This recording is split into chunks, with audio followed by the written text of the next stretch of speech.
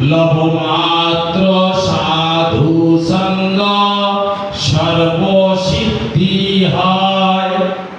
গৌরঙ্গ মহাপ্রভু যা শোনো জগতের মানুষ, আমি সমস্ত শাস্ত্র অধ্যয়ন করে বলতেছি। কে বলতেছে? মহাপ্রভু বলতেছে যে সাধু সঙ্গ সর্বশাস্ত্রে কর।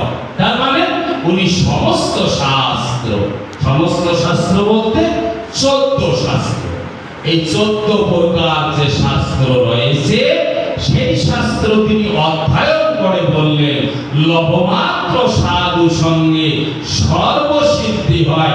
এমন কোন সিদ্ধি নেই যা সাধু সঙ্গে হয় না। তাই বলিতে একমাত্র ভগবানের পথে যদি অগ্রসর হতে হয় ভক্ত বেশে এই বৈষ্ণব সঙ্গ, সাধু সঙ্গ, ভাগবত সঙ্গ, সৎসঙ্গ আমাদের মুহুর্মুহু একান্ত করা প্রয়োজন। জয় জয় সাধু গুরু বৈষ্ণব।